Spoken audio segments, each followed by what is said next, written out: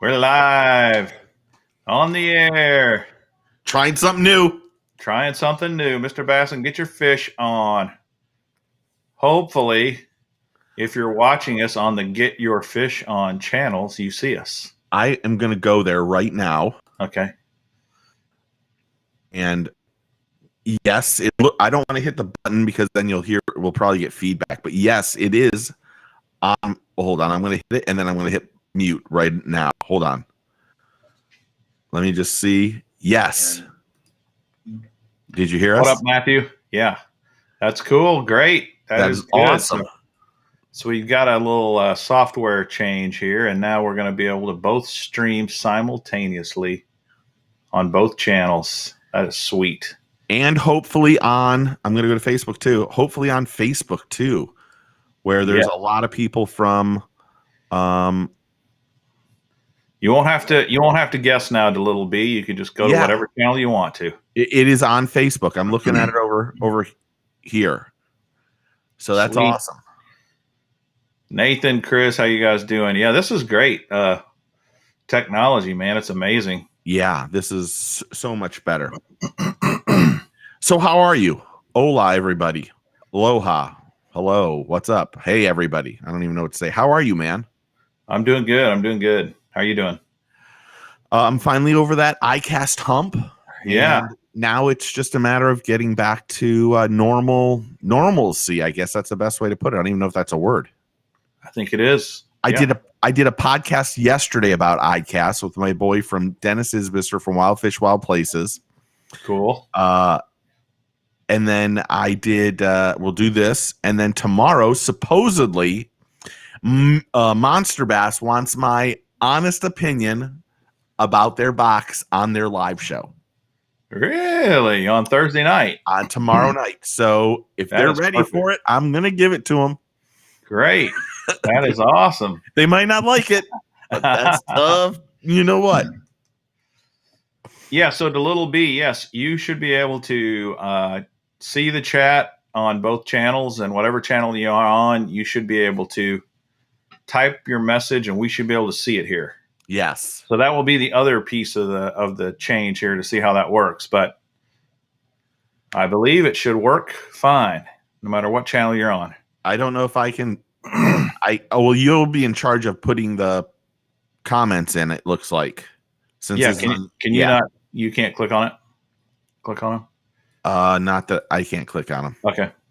But that's all right. David asked how the legs and feet feeling after the iCast workout. I can tell you I lost 9 pounds last week. It doesn't look like it right now. Wow. But I lost 9 pounds. 9 pounds just because of the heat or because of what? Just the heat. The heat. Yeah, the heat probably was part of it. I don't know what Orlando's convention center is thinking, but Sunday, maybe Saturday, they started letting the iCast exhibitors in, and you could start putting your booth up. And we went in Sunday afternoon, mid-afternoon. Well, maybe Sunday just after lunch. I left here, and from Sunday to Tuesday, there was no air conditioning inside the convention center. They had some big fans up 80 or 90 feet, but those fans don't hit you at all. It was miserable hot, and it rained like Monday. It rained. I mean, it was disgusting rain on Monday. So it set the tone. And then when iCast opened, then things were much, much better. It was much better. So Cool. it was, it is what it is. You just had to go set it up. Okay, Booster's saying chat is not the same. So I don't know what that means exactly. But yeah, I don't know. Just as long as. Are you watching it on your channel still? I am not. Because I was wondering if you could see the chat on your channel just to kind of see what it looks like. It says there's a echo too, which I don't really have it. It'll echo right away if I do that. If I put it on. Gotcha. On the thing. I will try it again. Oh no, I see you. I'll try it right now. I mean, I think it's just it's going to have some glitches for sure. Someone else said they don't hear any echo. Yeah. So, I can see people on my chat, like see big. Oh yeah, I can see people here. There is more chat in Mr. Bass than here. Yeah. I mean, yeah, it's normal. So what's been? I'm not even going to worry about chat because that's going to just get me all distract us. Yes. So what's been going on with you? Tell me what, because we haven't really talked. What's the channel? What's your channel been doing in the last since last week? Man, I haven't been doing hardly anything. Last week, I kind of checked out because I was so busy on work stuff. Yeah. How did that go? Everything good? Good. Yeah, it went good. Yeah. It went good. And then this week's been really busy with work stuff too. I'm in construction. Summertime, it gets really, really busy. So that's kind of what I've been dealing with more than anything. And have you got any new boxes in since last week that we need to know of that you're going to do unboxings of? No, I have not gotten anything. Really? It's been zero. So that's interesting too. Isn't that kind of, I hate to say this, but isn't that kind of refreshing, to be honest? Yeah, absolutely it is. I mean, It's nice to get a lot of the stuff, but there are times when you're just like, okay, do I really need this much crap? I mean, that's kind of how I have been. It's part of the talk. Some things I talked to Mystery Tackle Box and Florida Tackle Club quite a bit at iCast. Yeah. I talked to Vic quite a bit for 2 or 3 hours, and then I went over and saw Ross at Mystery Tackle Box at Ketchco. He's the president, and I mean, I think Mystery Tackle Box has got some good ideas that they're going to try to do, or I guess I can say it. They're going to actually take less profit, or they have taken a little less profit over the last 3 or 4 months so that they could put better products into their box, because they were seeing a lot of people like not only cancel, but they were getting so much backlash of negative comments and stuff like that. So Ross put in a new team to kind of go, look, let's start looking at what we're doing a little bit more carefully, and let's give back more than making our overhead so high. So I think that have they started that now, or they have? Because I think I've mentioned this, in the last few months the Mystery Tackle Box I've seen a vast improvement. Yes. I think it's happened in the last 4 or 5 months. So he said they were going to stick with it. I know they were out running around buying massive amounts of lures. And I'm talking massive amounts of lures, hundreds of thousands of dollars in lures. So hopefully they're able to continue with what they're doing.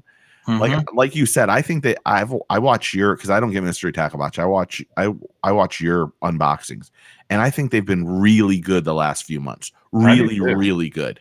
I agree. You triggered a thought there where you were kind of asking about after iCast, and is it too much?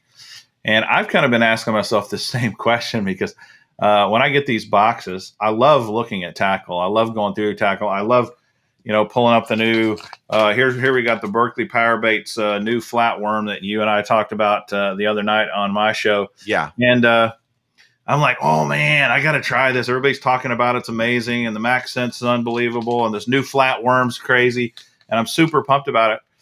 But you get kind of overloaded with so much tackle. I mean, quite frankly, if you were to look back behind, month after month, and you take your monthly boxes, how much of that tackle do you ever even really get to fish with?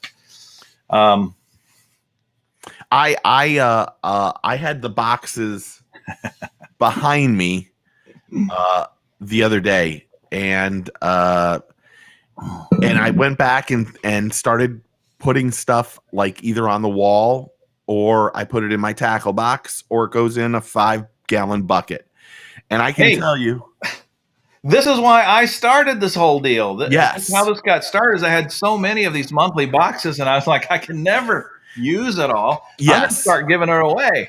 yes, And then it's kind of started morphed into other stuff. We'll start having people like Chris and others donate even more and yeah. stuff. And I've gotten to the point where like the other day, the only stuff that went in my tackle box was everything that FTC sent me went in my box, and I think 3 other lures from last month out of Monster Bass, Bass Baits Monthly, and Major League Fishing went in my tackle box. Now 5 or 6 went to the wall. Yeah. And probably 10 went into the giveaway. So, you know,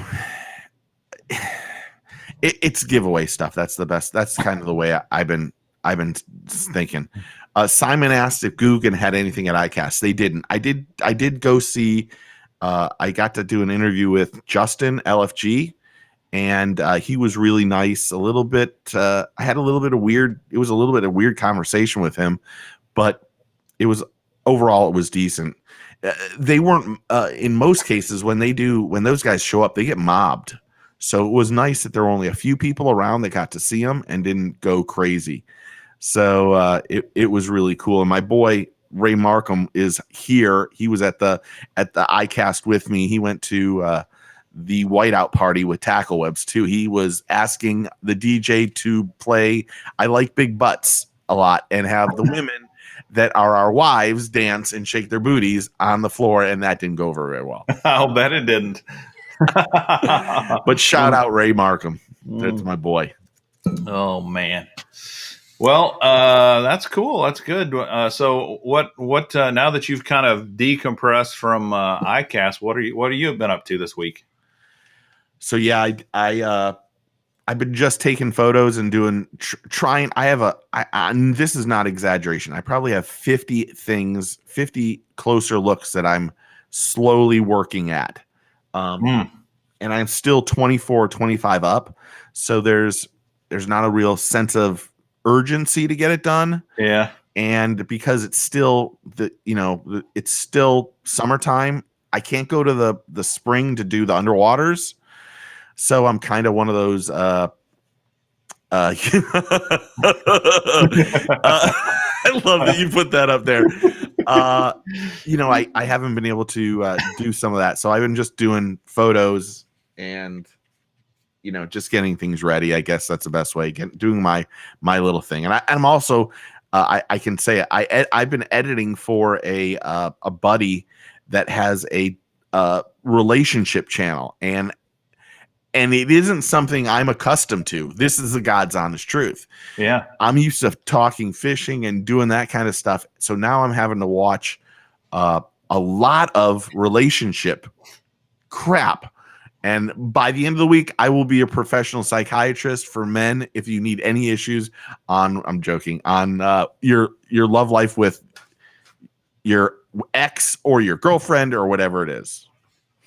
Wow, that's going to be amazing. We're going to have incredible fish talk and psychology. We should ask Craig to come on the show because he knows nothing about fishing. Yeah, we ought to do that. Oh, man.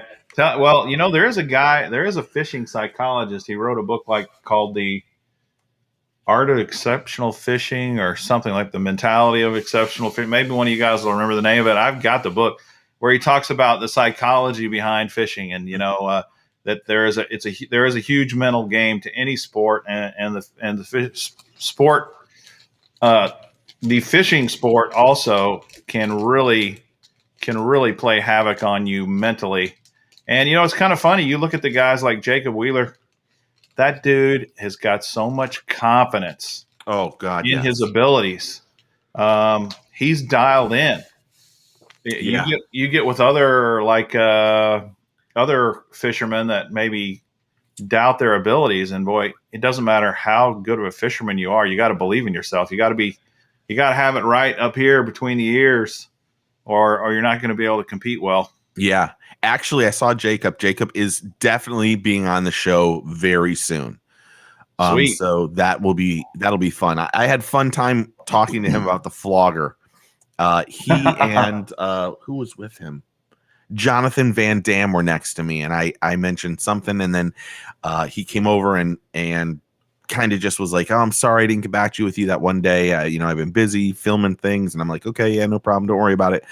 And then I was like, "You and I got to talk about the flogger." And he's like, "Man, would you ever have imagined something like that would cause so much stir in the industry?" I'm like, it was awesome to watch, but at the same time, everybody was like, you have like $35,000-$40,000 equipment on there and on the front of the boat. And he's like, to be honest, because the water's so clear, that all that stuff doesn't help you on those lakes, that waterway.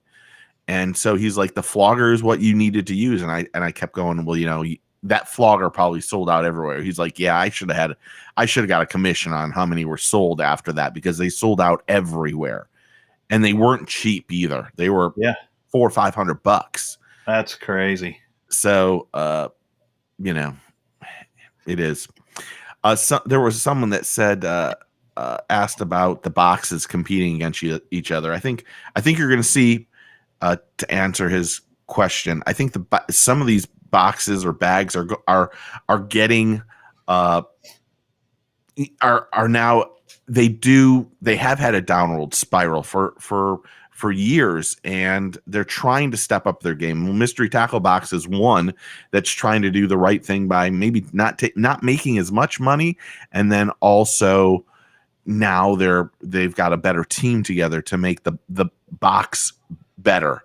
One of the rumors at iCast was that Monster Bass is going to switch to completely all hard baits, and that was I was going to ask you what you thought about that. Would you, if you got a box full of, now they'd have to they'd have to put less in the box, but let's say they put 5 or 6 hard baits in the box, would that make you happier? I think it probably would. Every time you talk to a person about lures that go in a box, the hard baits are considered the premium baits. They're considered the better baits. And even though a pack of soft plastics, like, check out this, here's a pack of Yamamoto flapping hogs. Look at the price of that, $7.49. And this is for 7 flapping hogs. That's a lot. Yeah. Compare that to a crankbait. A crankbait might only be $5-$6, but I think psychologically, getting back to, we're talking about psychology tonight. Yeah. But psychologically, you kind of think to yourself, hey, the crankbait, that's a real lure. And maybe we think that because in theory, soft plastics are a one and done. You fish with it today and it's going to get torn up today, and then you're done with it. Although you can lose your hard baits real easy. Yeah. But I think that might be a smart marketing move on their part to say, we're going to go all hard baits. So I have another question. I apologize. So what happens if it's crankbaits or stick baits or jerk baits or whatever it is, hard baits, and you've never heard of the product? You've never heard of the lure, or it's or they go the same way as that one company. I don't even know who you have. They put their own, they rebrand it and put their name on it, and it's all, you get 1 or 2 monster basses in every. Well, Warriors Tackle's doing that right now. Yes, they have an entire box of nothing but hard baits. Yeah, and every one of them is a Warriors Tackle lure. It's a rattle trap, or it's a jerk bait, or it's a crank bait, or whatever. But are they decent? Say again? Are they decent lures? I don't know. I mean, they look okay. They look fine. One of the things I kind of always have to ask myself too is, am I a tackle snob? Because don't look behind you. Don't look behind me. because because man, when I was a kid, I would have loved that Warriors tackle box. Yeah. With those 5 or 6 I didn't care what the brand name was. But boy, I've gotten suckered into the whole brand game. I'll be the first one to admit it, Okay, so I'm going to show you a lure. I want your honest opinion. I don't know how well you can see it. Oh yeah, I can see that. You want me to do whatever you do? I don't know. I can definitely see it. It's got like 82 joints. Yeah, that seems excessive. Yeah. But if you were to get this in a box, would you be happy? And Booster, don't comment. I think it would. Well, here's the thing. I like those kind of lures. But if it were a generic brand, I probably wouldn't give it a whole lot of credence. If it I got all these on Amazon. There's 3 of them. See them? Beautiful. Horrible hooks, like the worst hooks you've ever seen. I'm going to do a closer look, or I'm going to do a video on these. I got all 5 of these things, 5 of these baits on Amazon for $9.11. There is a big junk tackle market going on right now, mostly on Amazon. You can do the same thing for dark sleepers. You can find a pack of fake dark sleepers for pennies on the dollar compared to the Megabass version. And if a guy buys them for $1 each and goes out and catches fish with them, there's definitely a market for cheap stuff. So we have a guy here in Florida that has a tackle shop, one of the bigger tackle shops around, and every soft plastic that comes out, this guy knocks it off. And then what he does is he sells it. You can buy 1 pack, you can buy 2 packs, it's all soft plastics. You can buy 2 packs for the same price that you can buy the name brand that he knocked off. For example, he has a knockoff of the Reaction Innovations Skinny Dipper, and you can go get 2 packs of them, and you get 10 in a pack for $4.99. And they work. By all means, they catch fish. Yeah, maybe not the same action, but really close. And this guy sells hundreds of, maybe even 1 million lures of soft plastics a year. He's in every store down here. Really? Because people are like, well, especially now when nobody could get the stuff. And he was able, he had thousands of them in stock, hundreds of thousands of them in stock. Wow. But he knocks off everybody. And I mean, there's a lot of people that go to, I don't mind saying it, bidders, but I have a 25 pack of them. Yeah. Because I couldn't find the Reaction Innovations one day, and I'm not a big fan of bidders, but I went, I got to get these. I want to fish with them on Toho the next day. So that's what I did. So, and I think I got like 50 of them for like $11. And I was like, yeah, I think I'm kind of on the fence there, because sometimes, depending upon the type of fishing I'm doing, I don't care if it's a cheap knockoff lure. I think what N5KDA, Gary is this guy's name in real life, says here is a really good point. It's not so much a bad thing to fish with a self-branded lure or get a self-branded lure in your box. What's annoying is when they try to price it the same as the Megabass or as the other high quality lures. They put their cheap knockoff lure in there and they say crankbait, and they say this is a $20 crankbait or a $15 crankbait, and you're saying to yourself, how can that be? It isn't. When they do that, that's one of the things I really dislike. If you're going to put your own knockoff brand and you're knocking off something, my first question to that usually is, I would love to know who your designer is. Like when I did a review of Monster Bass months and months, maybe in the first few boxes, and they put in one of their own lures, and they were like, we upgraded the Megabass, whatever it was, and now we've got this for we've made it for $15. And I thought to myself, first off, you're in your first 3 months, and how are you making a better bait than monster bass or mega bass? Excuse me. Yeah. That irritated me to start off with. But then you're saying it's worth $15. All you did was, I've said this. You can go to China and they'll have thousands of rod blanks, and you can go, I want that one right there in orange, and I want it to say this. Yeah. And the next thing you know, you're buying that blank that might have been, someone's a G. Loomis blank for pennies on the dollar, and you're renaming it. And I don't agree with that. That's, I guess the best way to put it is I don't agree with that. I think if you're gonna do it, at least put some research into it. And if you say you're gonna make it better, you better make it better. I think you are making an excellent point here. I can tell you for a fact, Mega Bass has all kinds of super serious Japanese anglers that are testing and experimenting, and I mean and they are critical about quality components and incredible details. And guess what?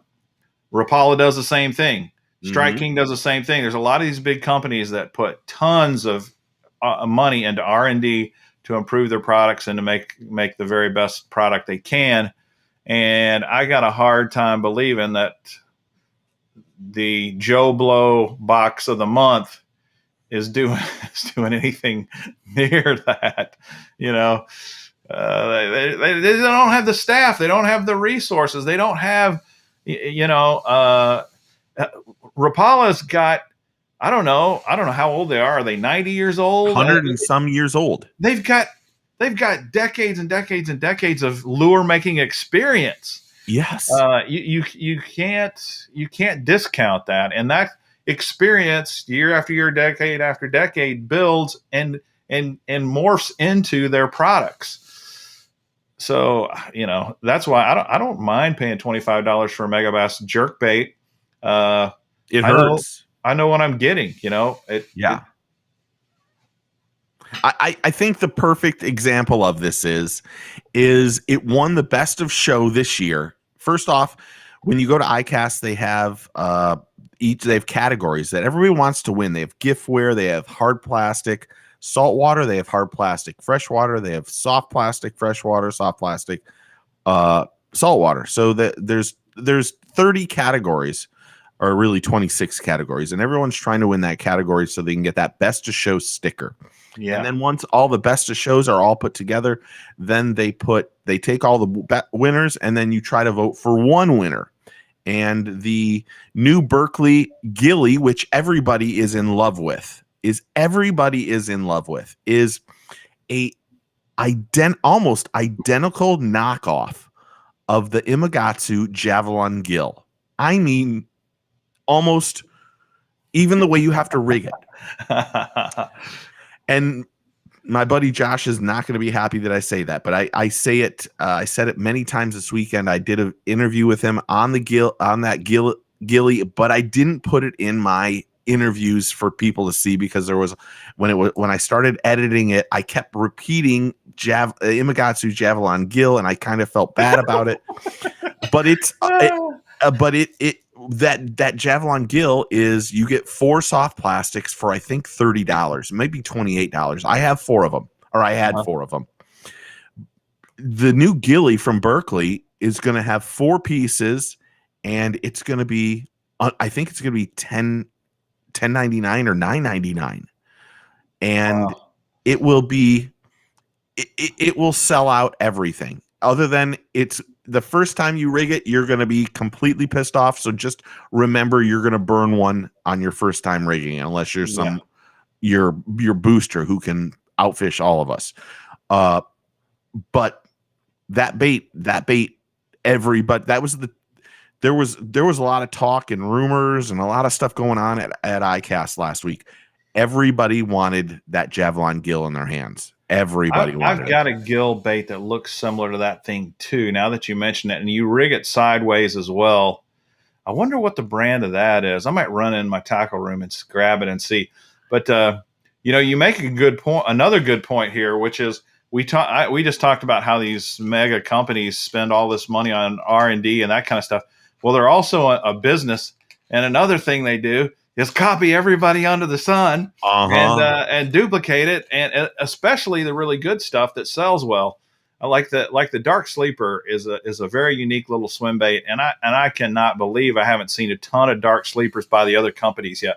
But there has got to be a Dark Sleeper knockoff right around the corner. It's just got to be coming. The Chinese have done it. You can buy them on Amazon for super cheap now. And Gary asked me if I've fished with it. Yes, I have fished with it. I haven't caught any fish with it yet, so I don't really know how it works, how good it works. Booster says he watched the Javelin gill and he liked the gilly better. I'm going to tell you right now, Booster, the Imagatsu Javelin gill is better in the water than the gilly. You can the Javelin gill actually, when you run it slow, it runs perfect. And the gilly, you need to have a little bit more speed on it to make it run right. I'm gonna run that. I gotta know now. I gotta. Okay, go. You got it. I'll hang out. My boy Ray. Everyone should go. Ray is a writer. Says it's not just the RD that jacks up the price, but the promotion and advertising. Yeah, the promotion of what they're doing. And this past weekend, Pure Fishing went all out. Before the voting on Tuesday night, they had a press conference. I tried to go live on the press conference, but it didn't work. But in that press conference, they gave us a little pamphlet, these little sell sheets that told us everything and everything about every lure. And then they also gave us, I don't have it with me, I should have brought it with us. They gave us like Yeti cups that said Berkeley on them and so forth. So they fed us. They not only fed us, they brought in shrimp and hamburgers and little sliders and some vegetables and stuff, but they also gave us stuff so that when we left there, we would instantly go back into the conference and we would vote for them. So that was one of the things that we saw. So guess what? Is it? That's it. You're right. When you started saying it, I was like, I know I've got something that looks just like that Berkeley gilly, and you rig it the same way. You run the bait sideways through this thing, which is a nightmare. I bought this. I don't know how many years ago. Several years ago. You're right. These have been around a long time. I just got to figure out how to get it out of the package here. I was not bribed, Ray, by the way. Ray is saying I was bribed. That bait is unbelievable. And you can take, does that one have the little slot on the top? Yeah. So you can take that chunk out and then it becomes it and they've got thinks better. And these are the hooks they recommend you use with it. Yeah, you had to buy a 6-aught one. Yeah. Yeah. And that was another reason why the gilly, the Javelin gill is so much better than the gilly. That little piece of plastic on the head, you can take that out and it will sink better. Yeah. Yeah. And the gilly does not have that. It's just going to swim the same way. So this is a killer bait, though. This one, insane bait in the water. Yeah. Insane bait in the water. You do rig it, though. Some of you guys probably don't know. I'll show you. I'm not going to rig it, but I'll show you how the hook goes in like this. Yes. Well, you don't rig it like this. You rig it like this. Yeah. Well, the Javelin gill, they do have they say you can use it as a drop shot and you can use it as a Texas rig. They actually are giving you inside of the packaging at the top, which you probably would never know. The top of the let me see. I don't have one, but I'm going to just use an example. So if you took the top and this was a sticker up here, this actually is like a little. You take that piece of paper out, and it'll show you 4 different ways to rig the bait, which really helps because on the one that you have and the one that I have, they don't have that, and that's the first nightmare of that bait. So that bait is really amazing. Why do you think there's so much hype behind the Berkeley one? I think in the case of the Berkeley one, I think the price is right. They look fantastic to start off with. They swim fantastic you have to swim at a little faster pace than that Javelin gill. That one the one you have, that one you can swim at the slowest pace, and it hunts, and it works. The gilly needs a little bit faster pace.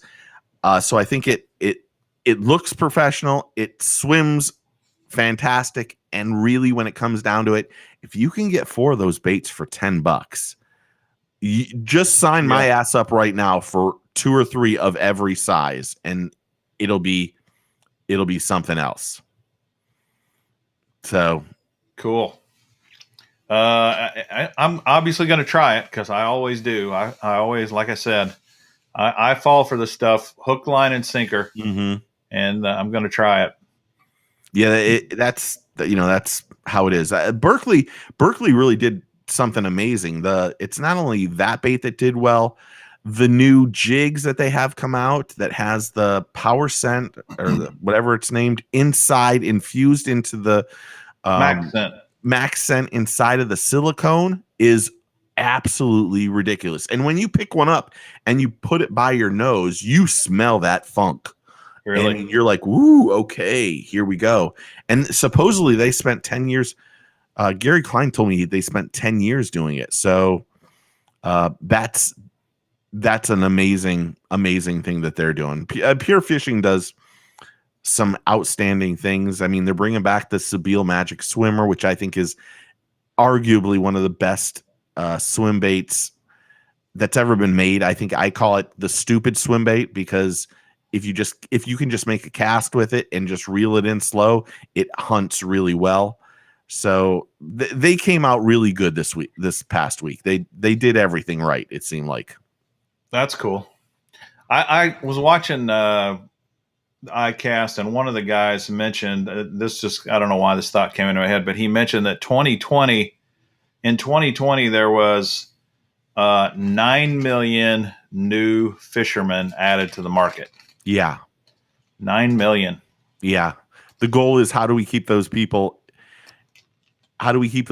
included into swimming and teach them how to become better anglers? Yeah. That's what we have to do. I think we'll see a decline in some of it, but you know what? If we can do something to help those anglers learn how to fish better and catch fish and enjoy what they're doing and stay outdoors, it only helps us. The industry is just Ray just said that was only in Florida, by the way. They had that many new licenses sold. I mean, I think overall, licenses sold I think it was up like 150 some odd % last year. That's something ridiculous. So that's crazy. It showed at iCast, to be honest. Most people, my buddy, it's Wild Fish, Wild Places. He signed literally 8 unbelievable deals. I can't go into it.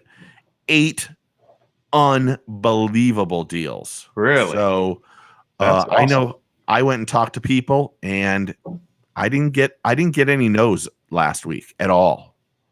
Wow, that's awesome. So that's a good thing. And there's and I even might even be doing a little collaboration too. So we'll see if it works out and see what happens. We'll see. That's great. So what else? What else do you want to know? Do you want to know all my notes? Yeah. Break them out. George is doing videos for beginners. That's a great idea. It is a great idea. Shout out Topwater Johnny. Shout out Topwater Johnny. Knew he was watching. They just needed to say hello. So to start off with, the show was not as big as 2019. We're going to skip 2020 as just a complete failure for ASA because last year they had a virtual conference. It was horrible. I mean, on a 1 to 10, it was a 35. It was that bad. So we're not going to, every time you hear me talk about this, you're going to see we're going to talk about 2019. 2019 they had probably more media people versus retailers or buyers to come in. So you have to remember iCast is really designed for retailers to come out and to see the new product and then place orders for the following year. And in most cases, media has always trumped the retailers. by, I want to say 80-20. I think this year, for the first time, that was probably 90-10.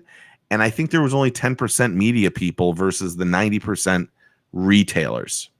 Wow. The retailers showed up in droves, and it was nice to see. And some of the, I can only tell you what happened for tackle webs is when we set up, before we set up on Tuesday, when it was all said and done, we had agreed that we would never, ever, ever go back to iCast. This was it. We're done. We were like, this is expensive. It's expensive. Sure. But we were like, look, we could just save this money and rent 3 houses down in the Keys, for one for Mike's family, one for Marcella's family, one for my family, not be somewhat close to each other for the whole week of iCast. And we could get so much more content and photos and so much more that it would be better for our marketing dollar than going to iCast. And then Mike, we had our party Wednesday night, and we had a good day Wednesday. And then Thursday, Mike had 2 of the biggest sales he's ever had. Really? I mean, astronomical. That's awesome. And we were so excited, and we went back on Thursday afternoon or Thursday night, and we had the TTI. I had a TTI Blakemore dinner, but before I went to dinner, I went back to the hotel and showered and kind of got cleaned up. And I went over to Mike's room, and I said, "You are really, really gonna hate me."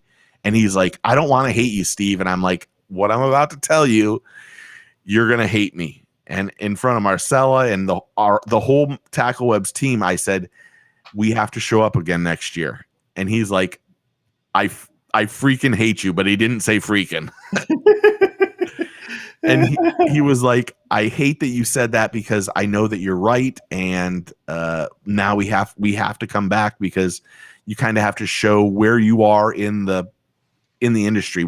Sometimes when you're at iCast for so long and you don't show up, people think that maybe you went out of business." I mean, truth be told, really, Rapala and Sims and Sixth Sense and all these people that I had known for years weren't there. And I can't tell you how many times people ask me, "Are you sure Sixth Sense is still making lures?" And I thought, what in the hell are people thinking? Yeah, holy cow. So as much as it stinks to say that, I think this year, for a majority of the people that were exhibitors, I think they found out that there were a lot of sales going on. I mean, even like Thunderhawk Lures did insane amount of business. And I know Florida Tackle Club was out talking to people, and Vic on Florida Tackle Club had 6 or 7 deals that he's never been able to make. He ended up making for his boxes. So, I mean, it just seemed like everybody seemed to really have a great show. And that just shows how successful the industry is right now. So it was positive. It was still a lot smaller. I think it was probably 40 or 45% smaller than I'd ever seen it. But there was still a lot of retailers, and I realized the other thing is that I didn't see as many pro anglers this year than I usually do. I'm used to, and maybe I didn't really look for them as much this year as I have in the past.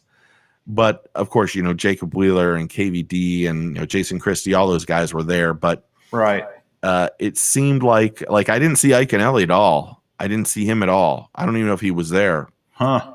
And there weren't a lot of the Asian companies and the Japanese companies that usually come in and are looking to knock off everything. There were none of them at the show.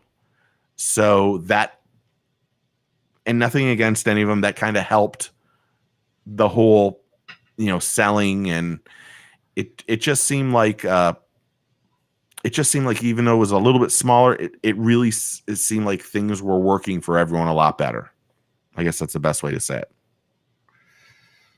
Well, all the videos that I watched, it looked like it was a great time, and there was a lot of excitement, a lot of cool products. I was really wishing I could have been down there. Yeah, I think it. See, I would have liked you to be here because it's nice to see someone like yourself who's never been there. Yeah, to see your enthusiasm and your excitement for it. right. Where I hate to say this, I am completely 100% jaded. You are. I really am. I have no problem admitting it. I see things and I'm like, that's shit. I mean, the stupid animated lure had like a 20 by 30 booth. And the amount of people that were at this booth just made me go, what is wrong with people? Who is going to buy that lure over a really good glide bait or a really good, like the new big blade from Z-Man? Would someone who's a really good angler want that lure over the new big blade or the mini max or any of that stuff? I'm completely, I'm like, I don't get it. So which of the best of shows, the best product, of each category, which were you most surprised with? Probably I'm talking about lures. that one. Yeah, the one. The gilly probably. Really? I thought maybe that little crab that which company was it that put the crab out there? Nico? No, it was it wasn't Lunker Hunt. It was now you're gonna make me look it up too. Yeah, we'll have to look that up. Yeah. I didn't vote for that one, I can tell you that. Yeah, it won. And it's got 3 sizes, and it's very lifelike looking, but I mean that's absolutely a saltwater lure. Yeah, there were some saltwater stuff that was, you could see. I mean that new Chapo is pretty. Yeah, it's that bait is stout. I mean it's really just a Whopper Plopper knockoff, though, right? It is. Other than it's got a line through technology, and it's a little bit heavier than. Yeah, I think it was Savage Gear that made that. I think Ray's right. Made the crab. Yeah, I stopped by Savage Gear, and I have a buddy that works or is part owner in Savage Gear, and I that Savage Gear is it's very close to a chase bait crab. Now that I'm seeing it, I will say, yeah. I will say one of the things that really everybody's going to is that Elastec or that super soft, stretchy stuff. Yeah, that's what that crab's made out of. Yeah, it seems like that's what everybody is going towards now. I don't know if that's going to help sales or hurt sales. I know when we go saltwater fishing, that kind of saltwater that really does help because we get puffer fish that just nip, and they take care of everything. Ray said Nico had some great looking crabs. I'd never seen Nico baits before, and they were really good people. They had they had that, I don't even know, that one bait, the winnow, I guess that's it. That was like a little swim bait, and they stretched it out, and it I don't know how well it'll fish. But those guys were really good. They were really good people. I think they got in trouble though. So you're not allowed technically to bribe people. Yeah. And of all things, they had they were standing outside. So you were up on the second floor. You had to go down an escalator and into the conference. And so you would go down the escalator. They were standing at the escalator saying, "Hey, look, vote for me. Here's a free pack. Here's a free lure. Here's Ah, and ah. and it of course it didn't work for him, but I think they got kicked out at some point. And because out of nowhere, I was leaving and they were like, yeah, they got us, they kicked us out. And but it's Interesting. it's amazing how much of a popularity contest it is. I mean, we know that we had 60 plus votes for tackle webs and we didn't win. And we figured Wow. we only needed 25 or 30 to win, and Really? obviously that wasn't the case. So it was. Well, you know, you were talking about the Elastec thing. I would really be upset if everything went Elastec, or whatever you want to call that plastic. Z-Man calls it Elastec, the stretchy, durable, Yeah. floaty plastic. But I mean, it's definitely durable. It's awesome for that, and it's awesome for the fact that it floats. But you know, I have a lot of presentations I don't want a floating soft plastic lure. It's very that kind of plastic is very buoyant, and all the way across the board. The other thing is, I like to dip my soft plastic in dyes a lot. You cannot do that with an Elastec product. It just immediately disintegrates in your dye. Yes, you like Spike It. I like Spike It. I like JJ's Magic. I like all that kind of stuff. Spike It was right behind tackle webs, so we were smelling garlic for 3 straight days. I mean, it lasts forever. That's what, and I do love for my Ned rigs, man. I love those Z-Man TRDs and the other plastics. I think they're just fantastic. But they're limited, and I hate the fact that you touch them to any other plastic and it come back tomorrow and your stuff's all melted together. Yeah. It even warps your tackle trays, your tackle box trays. So it's definitely got its limitations. Yeah, it definitely does. I think someone asked if anything new came out from Missile Baits from John Cruz. So John Cruz has a new a jig head, and so he was out and wanted to prove a point how much better his jig head was at iCast on the Water. Now, iCast on the Water is on a Tuesday from, of all things, 10:30 to 2:30 out in the middle of the heat on a pond in front of the convention center. And they stocked the pond 2 years ago. They put in 70 2 to 3 pounders and 1 giant 10-pound bass. Really? And then this year they restocked it to put even more fish in. Now, 2 years ago when they did iCast on the Water, those poor fish saw every new bait known to man, and every Hobie kayak and every new kayak on that water driving over them for 4 hours, and nobody caught a fish. I can tell you that when that iCast on the Water started again on that Tuesday morning, the only person I saw catch a fish was John Cruz on his new swim jig. And really, he threw it out and just bounced it a few times and just let it swim in, and he caught 4 fish in 7 casts.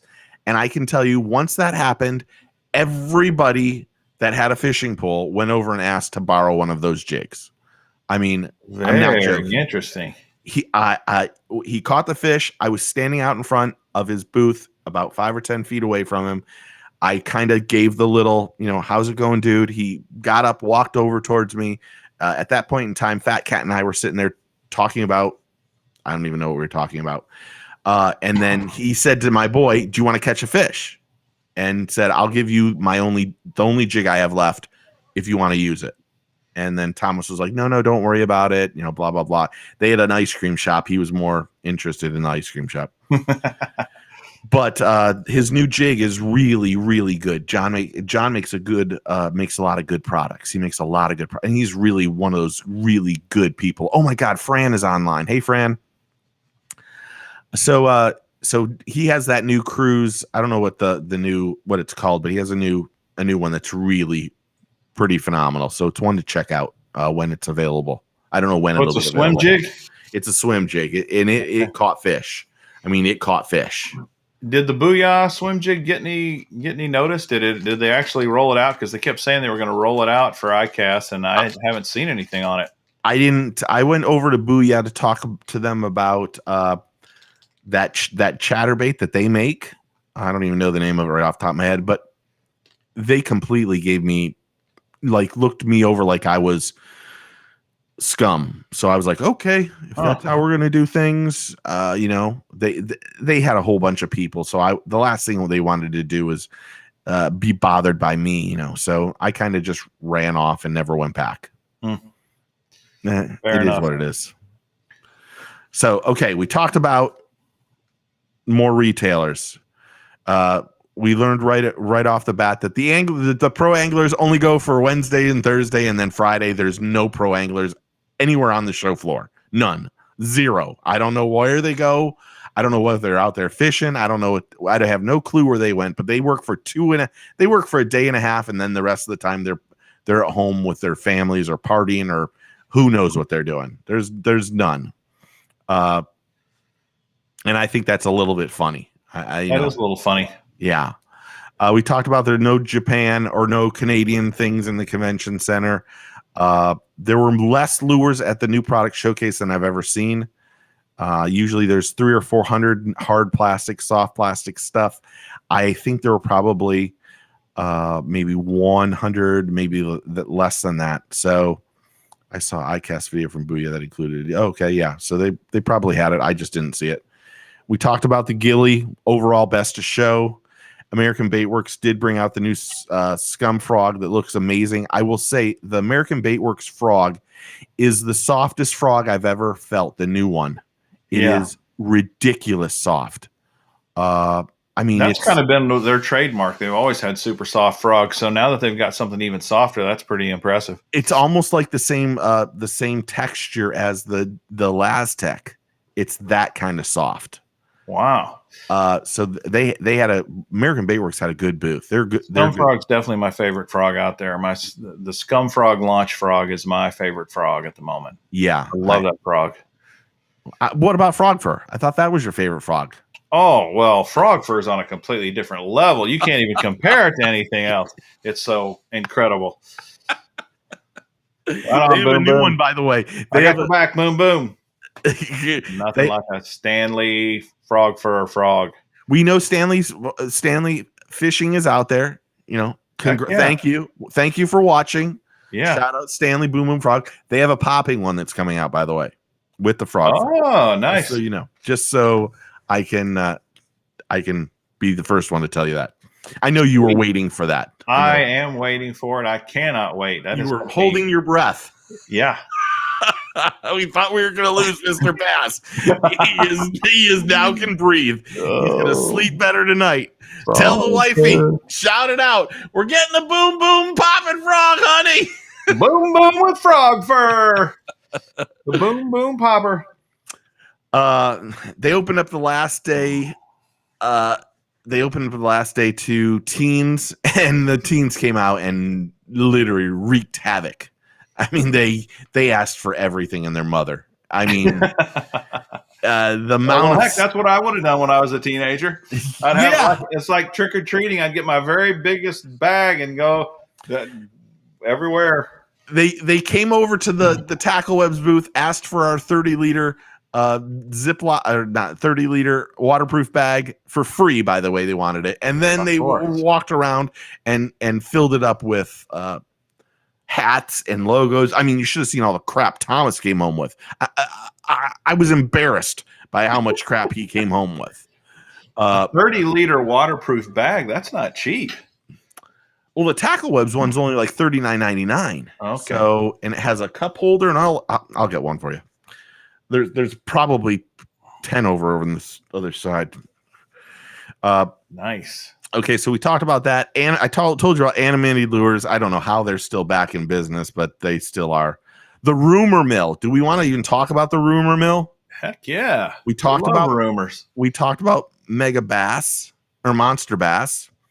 Yeah, monster bass is going all hard baits. That's a good rumor. Yep. There you go. Topwater Johnny has a boom boom popping frog already for you. Bam! I got to see that. Yep. You need to DM that to me, Johnny, on my Instagram. Let me see what that thing looks like. It was nonstop. I heard it from 12 people at least that Major League Fishing was buying bass. Major League Fishing buying bass. You heard it first here. I don't know if it'll be during an iCast. if I don't know if it'll be remotely true. I don't know. But I know that was I had anglers telling me it for the first time. That is going to, if and when that happens, that is going to rock the pro fishing world like nothing else. Even more amazing than Major League Fishing actually just starting their own thing. I mean, the amount the amount of craziness Oh that my will gosh. happen when they make that announcement. Oh my goodness. Yeah, Oh my goodness. I don't know if it'll happen. I can tell you that Major League Fishing had probably had a 20 by 30 booth, maybe 30 by 30 booth, one of the bigger booths. Bass had a 10 by 20. Really? So that kind of, I should say, the first morning, Major League Fishing had a really nice breakfast set out for all the people. So you could walk over, say hello, and then get a little bit of breakfast, like, croissants, that kind of stuff. And it was, I didn't partake, but it was a nice gesture. And it was cool to see because, food at the convention centers, stupid. Like a pizza is $17-$18. That is 4 pieces and like this big. Really? So yeah, it's ridiculous. It's you want to know what's great is at the iCast, once you start getting, you start having sponsors and stuff like that, there's a lot of sponsor dinners and there's sponsor lunches too. Oh. So while I didn't pay for anything Tuesday through Friday to eat, I did go to 3 or 4 dinners and lunches and stuff like that for them to say, oh, thanks, or this is what we need you to do, or, that kind of stuff. So that is always kind of cool. Free food always tastes better, in my opinion. It's just me. Of course it does. Yeah. It's not your own money. I mean, absolutely. Johnny said he's DMing you the new frog. Sweet. Got to see that. We talked, there wasn't a lot of media. Mike's whiteout party was awesome. We had it at this ice bar, and you walk into this bar and it was a regular bar outside. And then they had like a cooler, a giant, massive cooler that was 22 degrees. And you would go in there and everything is made out of completely ice. The drinks were made of ice, and the food was good and the drinks were flowing for the people who drank. I think I drank 3 bottles of water, and we had a great time. And slowly you could see people's inhibitions starting to go away. And then we had some women of the night show up, and I don't know how they got in. I will say I did give 7 badges to them, but I thought they were friends. So, oh man, you're giving badges to the ladies of the night, man. You're instigating. You're the instigator. You're the one that's at fault there. I knew the guy that was with them. So he was like, Steve, and I'm like, oh my gosh, he gave me a hug, blah blah blah. And then the next thing you know, he had 6 women with him, and one of them had this. So now I gotta be real careful. Had like okay, hold on, I'm moving my microphone. So she had like a dress that went like this, and every time she even went like this, it popped out. Wow. So that's a J-Lo trick or something. Dave Washburn. Their pimp was my boy Scott. Oh jeez. Oh my goodness. So it was. Please tell me, Riley from Alaska. I am not telling any of them. So it was phone book. Yeah, Booster. Booster knows something. It was it was a little weird because I was leaving as they were coming in, and I had this little backpack, and I had the badges for anyone that was there. And then the next thing I know, he's like, do you have a badge for me? I'm like, yeah, of course. And then he's like, do you have badges for all of these girls? And I went, oh my gosh. And I said to my wife, I said, maybe we should stay. Ray's going to have a lot of fun with these chicks. Oh my goodness. And they were all they were just, at that point in time, the drinks were flowing. Man. It was an absolutely awesome party. We didn't have too many people there. We had just the right amount, and it was just awesome. Is this guy for real? I mean, who is he talking to? Illumination, you know who I am. I'm for real. So it was a good time, and it kind of showed how far we've grown for tackle webs, because 10 years ago we could have never done that, and to be able to do it for the vendors and the people that were part of the party and people that voted for us, it was really nice to do. It was just too funny at the end that happened. So the White Hour party was amazing. And of course I had the Daiichi TTI Blakemore dinner was unbelievable. I sat next to Randy Howell for the most of the night, and we had a great dinner and talked to him, and it was another good fun thing. And then Costa, the sunglasses, they took over the whole Top Golf in Orlando. I mean, they took over the whole place. Jeez. And that was unbelievable. I mean, it was unbelievable. So it was really cool. And they had food, and you want to talk about, they had, I think their VIP party, I think they had over 1,500 people show up.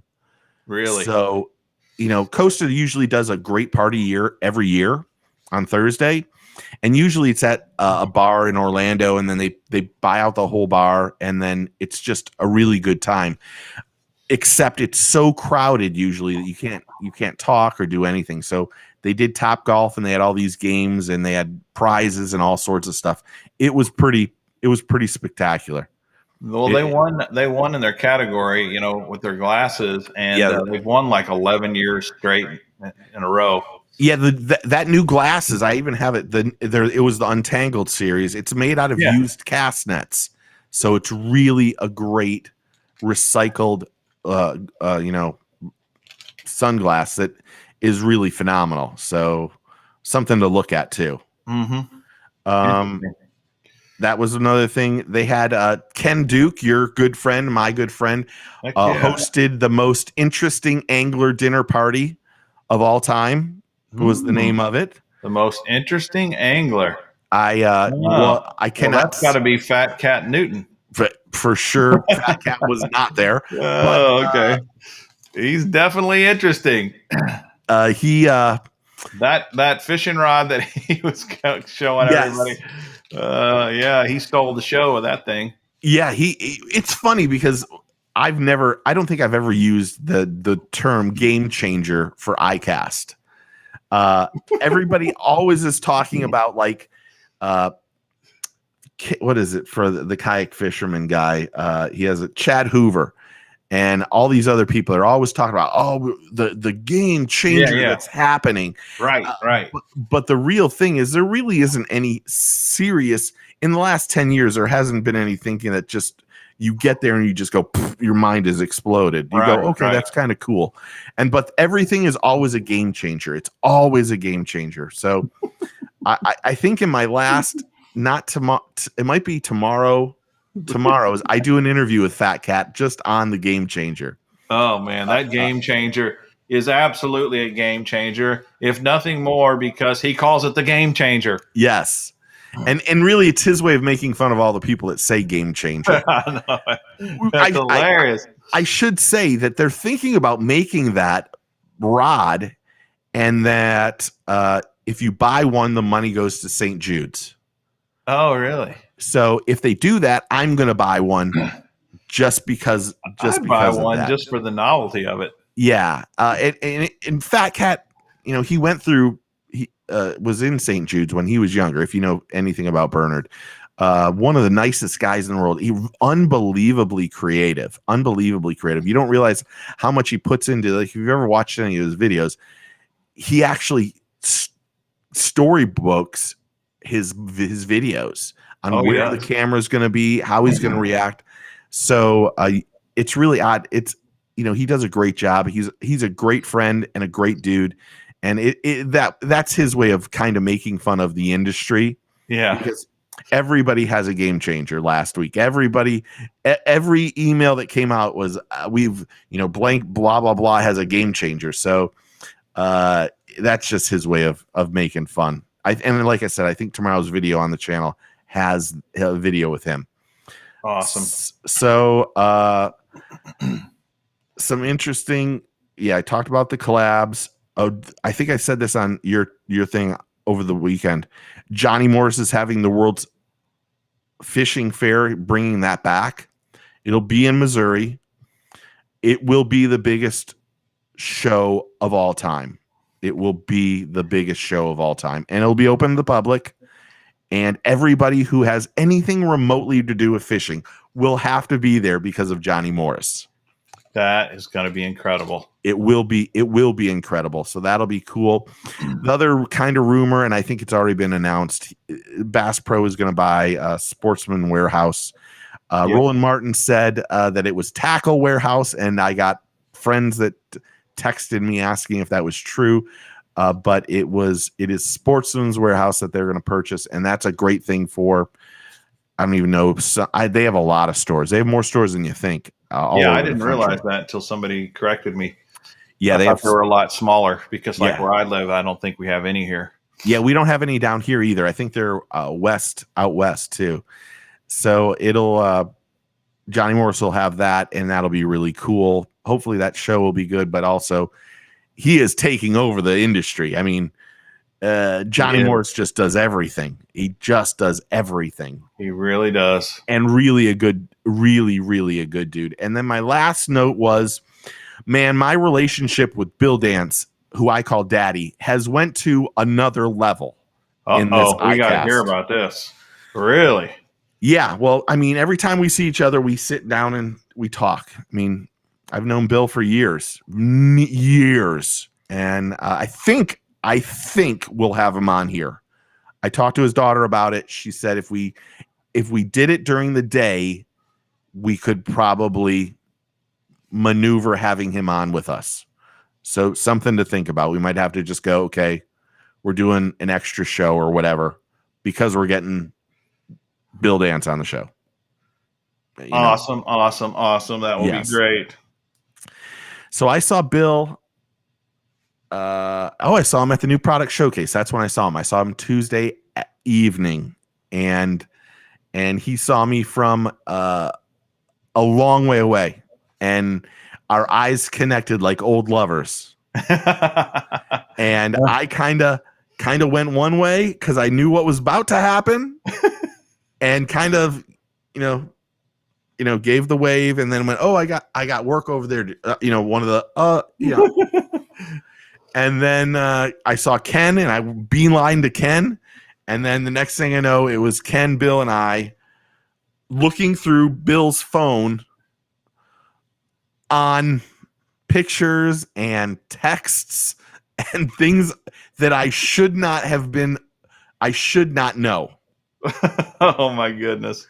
And that sounds like there's more to hear there. Yeah, there's a lot more to hear there. But we rekindled it, as he said, it's been 2 years and he and I have seen each other. But for the rest of the weekend, Bill thought it would be funny to, every time he saw me in the aisle or anywhere around, to scream at the top of his lungs, can somebody get security?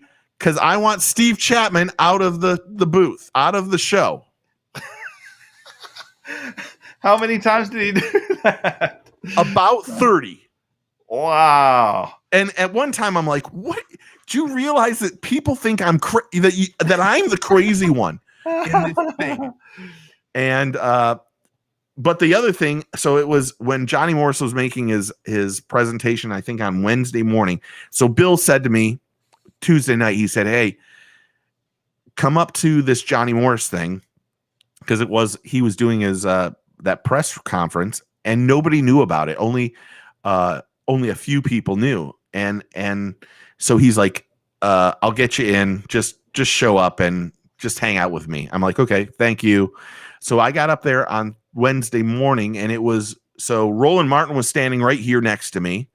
And then Bill was standing there, and then Jimmy Houston was standing in front of us. And then Kevin Van Dam was here. I mean, it was a who's who around me. And then Jacob Wheeler and Jonathan Van Dam were over here, and Johnny Morris was directly in front of me. It was the craziest thing. Johnny Morris walked out of this door, and he went directly to me to say, "Hey, Steve, how are you doing?" And I was like fangirling out. I actually stopped and went, "You know my name?" And he goes, "Of course I know your name, Steve." I'm like, "This is awesome." That is amazing. So then Roland put his arm around me, pinched my butt, and said, "When are we going bow hunting?"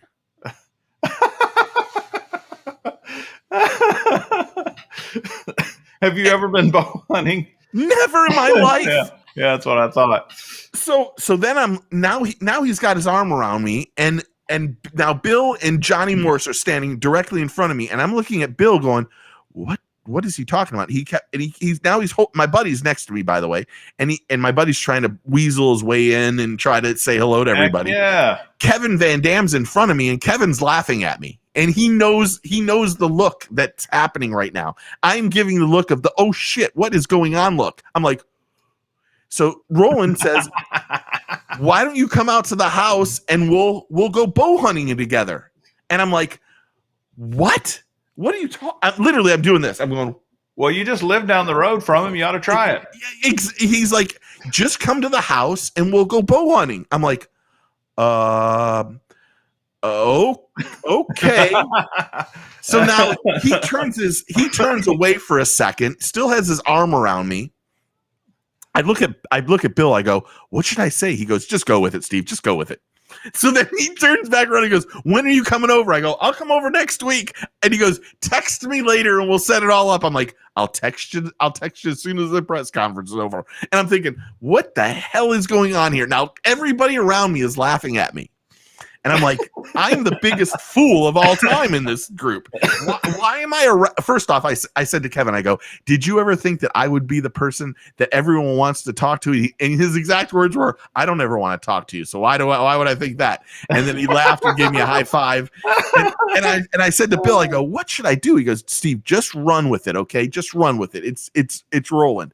So then for the rest of that press conference, everybody came over to me and said, "Do you have a business card? I'd like to bow hunt with you too." And I'm like, what the hell? I don't own a bow. I've never went bow hunting. All I know how to do is fish.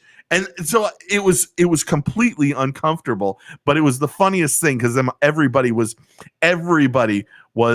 busting my chops about it. I mean, I saw Kevin that day, and he goes, "If I would have known you know how to bow hunt, we could have done that instead of went fishing together." I'm like, "I understand, dude. Just leave me alone. Leave me alone." Oh man! And it was that and the going into the women's bathroom was the two highlights of the whole weekend. Wow. So it was cool. It was really cool. I mean, I'll be honest. I didn't stay for the whole Johnny Morris press conference. I got like 15 or 18 minutes in, and I was like, okay, this is taking too long. Let's just get over it. So I texted a buddy and I said, "Can you just tell me what this is about?" And he's like, "Yeah, this is what it's about. It's about the World's Fishing Fair in 50 years and all this stuff that Sportsman's Warehouse, that all these little things." And so I ducked out really fast and left. So, there's too many other things you got to do at iCast than pretty busy week. Yeah, than the press conferences. So it was overall. I like I said, I think it was a lot of fun. It was a lot of walking. I was unbelievably tired. Did you count your steps during the week? Yeah, I did 34,000 on Wednesday. Wow. I think when it was all done, I think it was like at 68 or 69,000 steps for 3 days. That is crazy. Yeah, it was a lot. Tuesday was really tough. Okay, I need to ask. Hey Siri, how many steps in a mile? So I think it's Here's an answer from reference.com. 10,000. The number of steps per mile depends on the individual. Every 2 miles. The number is 2,000 to 2,500 steps per mile. So for me, at my height, I think it was every 72 or 7,300 steps was 2 miles. Yeah, so you put some mileage in. Yeah, I was sore. No wonder you lost 10 pounds or whatever. Yeah, that's a lot of hoofing, as Dave says there. Yeah, I was sore on Tuesday, and I was just happy that the ice bar party was super cold, and I could just sit my fat ass down and just chill and do that because it was. I saw one of those ice bars in Vegas. Yeah, it's cool. And, yeah, it's really wild. Everything's in ice. The tables, the chairs, I mean, literally everything. So any questions? What do you want to know? Well, I think some things that we can't share though. Yeah, well, that's true. I guess we better not share those then. But I'd really like to know the real scoop on whether Major League Fishing's buying bass. That's really all that matters. Yeah, I talked to somebody directly about that. I mean, I think I told you this.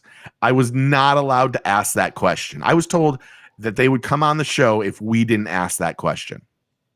That is really crazy. When am I buying a bow? May as well. Yeah. Get your camo gear and your bow and your crossbow, and you can go to town. Yeah. I should buy a bow and bring it over to Patrick's house and kill some carp. Because we have 14,000 carp in his pond, and we need to eradicate some of them. Interesting. That's really cool. Well, it looked like it was a pretty successful week, especially if you're saying so many more deals were made this year. It's got to be a result of the whole COVID backlash of so many new fishing anglers buying products out there. I really think it is. Did anybody talk about shortages or anything like that, like in the supply chains or anything? Because that's got to be somewhat concerning. It seemed like most of 2020, the tackle stores were completely empty, and they're starting to get better. But like I was at Academy the other day, and about half their shelves are still empty. Yeah, they're the people who have stock of products.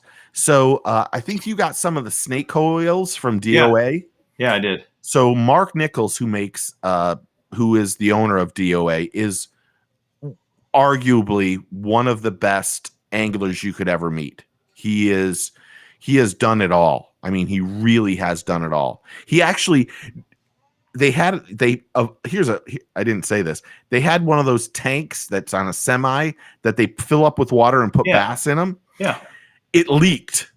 Really? It leaked. It completely drained the whole thing out. The fish had none. You should have seen it was madhouse. I'm not joking. Madhouse that went on when it happened. But they fixed it and got it all taken care of. But he was taking that snake coil. Now, those fish get in that thing and they get every lure looked at them. Sure. He was actually taking that snake coil, putting on a little weight on it, and just casting it and letting it sink down.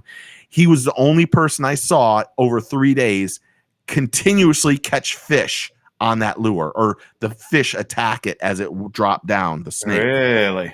They would not pass it up, and I've never seen anyone fish it like that. And he was like, "This is how I fish it," and I was like, "What? You don't fish it on top of the water like a snake?" And then I was like, "Okay, wait a minute, what's going on?" So then I'm like, I walked over to him and I'm like, "Explain to me what you got doing." But it was unbelievable. But he was saying the one thing that DOA had, like, I don't even know how much stock. Let's just say they had 100,000 bags of baits. He said they went through all of that and were able to keep up with his supply chain, but everybody bought 3 times more than he's ever bought in 1 year.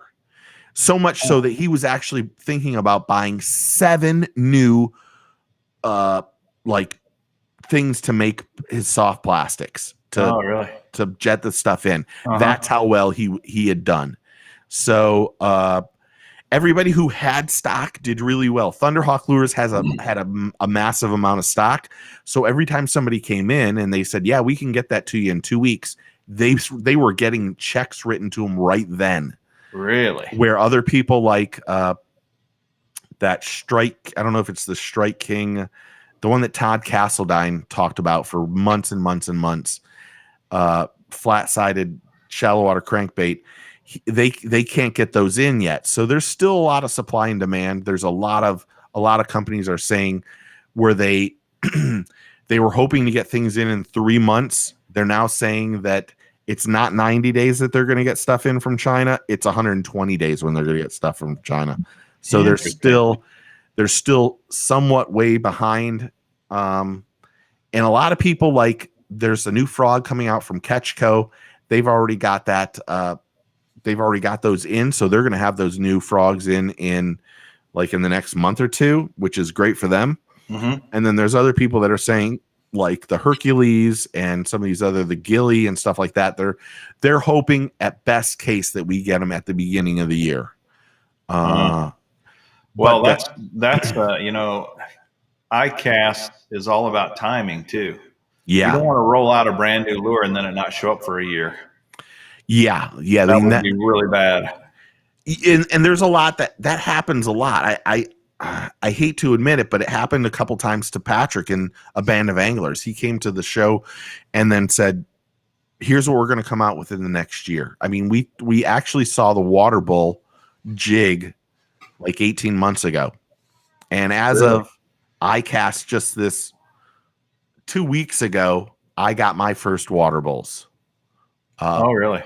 So there's still, and that might be something to do with, there might be some back end stuff like that, but there's getting product in is still going to be a challenge for a lot of people, a lot of people. And I think that had a lot to do with why a lot of people pulled out of iCast, because they knew if they came in and they didn't have everything they wanted there, that it does and will hurt you.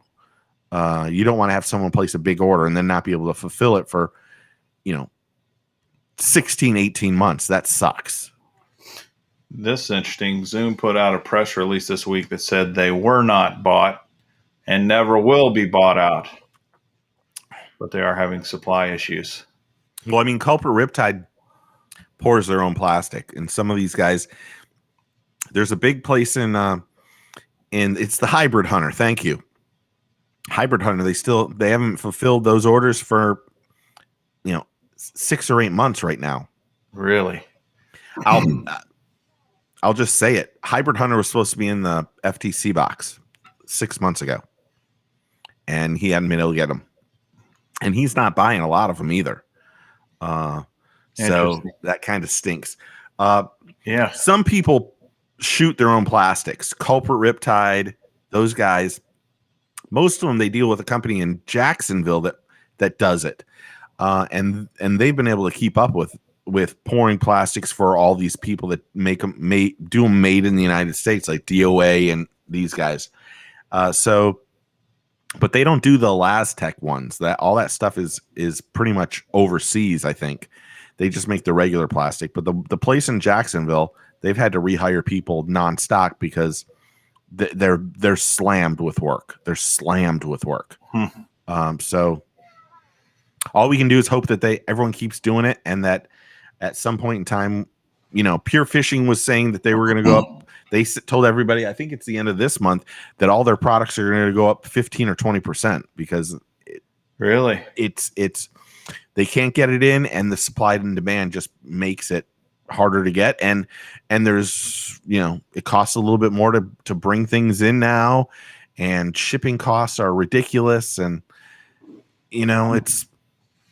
it is what it is. It's just part of the industry, I guess. Yeah.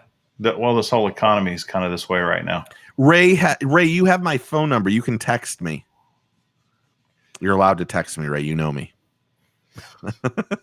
I've known Ray. Ray's one of the best guides in the world. I've known Ray for like 15 years. Is he a guy down in Florida? Yeah. I need to go fish with him. Yeah, I do too. So what else do we need to know about iCast? What are the questions? What does everyone over there on the text? What questions do you have for us? Yeah, I haven't seen any. I've seen a few comments here and there about a lot of comments about stuff, but I haven't seen questions. That would be nice to know what you guys want to know about iCast, the whole iCast world. I'm not going bow hunting with you though. Yeah, I'm not a bow hunting. I don't even know. Yeah. You don't want that. Me having, you got to be scared with me on your boat with a hook. Imagine me with a bow. Yeah, that sounds like a formula that's just danger. Lots of danger. Having said that, I did win Ray can account to this. I won the FOA BB gun challenge a couple of years ago and outshot everybody. Sweet. Mm-hmm. They call me Deadeye Chapman. Just take your BB gun to the bow hunt and see how that works. Pew pew. You'll shoot your eye out. 13 fishing, yeah. I was really hoping I could make it down there. It looked like it was a great time. Yeah, schedule it for next year. I will definitely schedule it for next year because I will be super excited. You need some enthusiasm in your life, man. Yeah. Well, in all honesty, I think you need to come for you. This is what I would say. I think you need to get down here on like a Monday night. Okay. Tuesday morning, you get up and you do the iCast tournament. They have an iCast tournament. Yeah. Everyone that's like maybe 7 to 11. You get to fish with a Major League Fishing pro and a sponsor. Cool. So it's a good way to meet people. Yeah, great. Then you do iCast on the water, and then you chillax. You just kind of let's take the afternoon off, and then you gear yourself up for Wednesday, Thursday, Friday, and just go all out, balls to the wall, all out, and just take all of it in that you can do. Yeah, that's what I need to do. There's so many people, like, in all honesty, there's so many people that I miss because, you walk down the aisles and you look at things and, you stop and talk to people, blah, blah, blah, and you keep walking but it would be nice to see, like, Top Water Johnny did some videos and I was like, oh, I didn't even see that person. And I was like, holy crap, I didn't believe, in all honesty, I was looking for Stanford lures and the Boom Boom Frog. I wanted to tell him how much I love the frog. I wanted to, and I didn't see them at all. But I kind of focus on, as much as I want to do to talk to the smaller companies and that kind of stuff, and try to find those little kind of somewhat neat things. It's still the big name people are the ones that the majority of the time I'm talking to. I know that sounds terrible. It does. It sounds real stuck up. It does. Snobby. It does sound snobby. I don't mean to be that way at all. That's probably why I wanted to partner with you, because I'm such a lure snob. You and I kind of get we're a good combination. Yeah, I think I'm just a redneck is all I think. I think I have no problem admitting I'm just a redneck and just try to be as honest as possible, like you do. Yeah. The Nico baits from iCast, those are great looking baits. They really are. They gave me a pack. I got them somewhere over here. At iCast, I should mention, I try not to ask for anything. I don't want anything from you at iCast. I know that sounds weird. My goal is to not get any lures from anyone at iCast. If you want to send me something after iCast is over, that's the way I'd rather do it. Excluding Nico, because they came over and just kept pushing that lure and saying, just take a pack. I'm like, okay. I'll, that's good. And then after that, I kind of just, I prefer not to get them. There's too many things you got to carry as is. And the last thing I want to have is a backpack full of junk that I probably won't use. You're jaded, man. You're jaded. I know.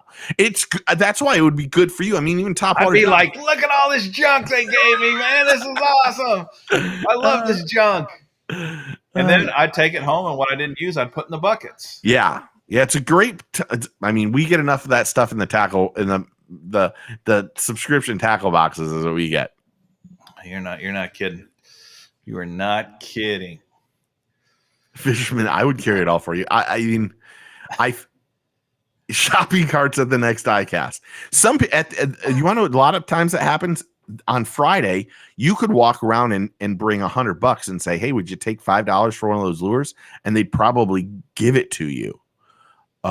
They'd sell it to you just so they don't have to pack it up and put it away. Heck yeah. I know I was walking. Old Johnny likes the junk too. Yeah. It's a good way to get content by all means. I just I brought more than a duffel bag. I had all sorts of stuff. It's just, it's just something I don't do. I don't like to ask for anything. I'll be brutally honest. I don't like to ask for stuff, if that's how it is. That's just the way you are wired, huh? Yeah. It's just me. Like, I mean, I was offered one of every size packs of the Gilly from Pure Fishing, and they had them in a bag. You didn't take the Gilly, man? I didn't. And then they had Josh said to me, here, take one of every of the new jigs. And I'm like, no, I don't want that. And then he said, let me at least give you a Chapo. And I'm like, Josh, I don't want it. And then today he emailed me and said, hey, let me have your address so I can send it all to you. And I said, okay, I'll take it now. So interesting, man. A bird in the hand is worth two in the bush, or something like that. You got to take it while you can get it. At iCast, by the time you get back, it's too late. Yeah, that was. I think that was the one thing I regret this year. I'm used to coming home and editing whatever I do that day, and putting it out that day. And this year, I had a hotel room at the Hilton on the grounds of the convention center. Now, the convention center is only like 35 or 40 minutes away, but the sponsor parties that I had to go to were, I mean, I was getting out at 10:30, 11 o'clock. So to drive home and then get up early and make that, it made it more. This was the first year that I stayed down there. Also, Sonia and Thomas stayed down there too. So that was a little break for them too. So it was, it worked out really good, other than, the Hilton. I can't tell you how much we spent on, I don't know what's in a pina colada. I know how much they cost now, and pina coladas are freaking expensive. I don't know. I don't know how many rums or tequilas or vodkas are in it, but I know the ones at the Hilton were $17.50 for one. Wow. And I was like, what the hell is in that to make them $17.50? $17.50 for one. That sounds crazy. Exactly. So Steve is a tackle heretic. Yes. So it was an interesting week. I'm glad it's over. You caught a lot. You were feeling some of my anxiety like 3 weeks ago. Yeah, that's right. Right, it was for sure.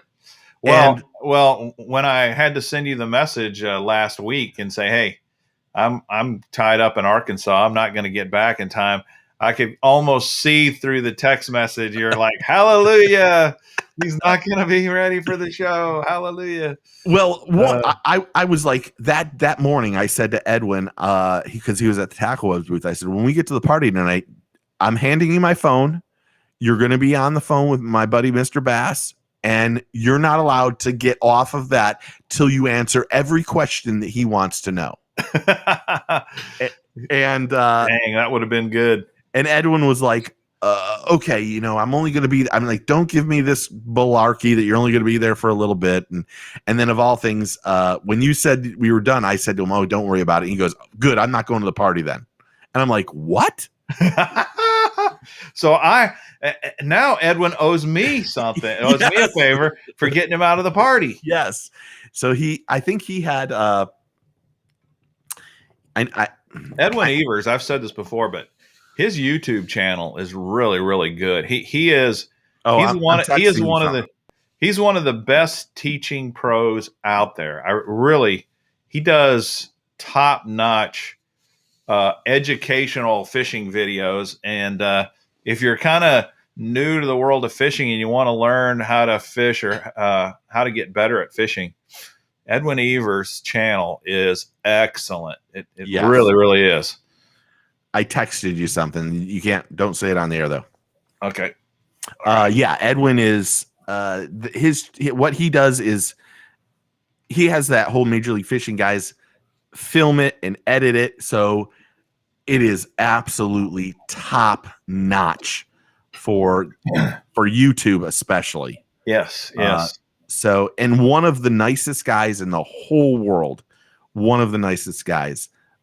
He was signing autographs at the Tackle Webs booth and shaking hands and kissing babies and doing that whole thing on 2 or 3 days in the morning. So it was good to see him, and he just is one of the great guys.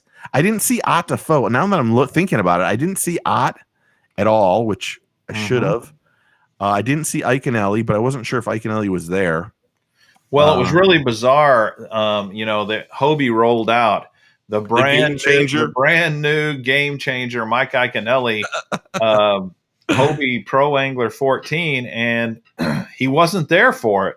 And I was kind of shocked by that because they'd been promoting it, several weeks up. There's going to be this amazing Hobie announcement, and Ike was saying there's going to be an amazing Hobie announcement. So I was like, okay, Ike's connected to this amazing announcement somehow. And lo and behold, they've got the new Mike Iaconelli. The color is pretty awesome. Yeah, the red in the mouth.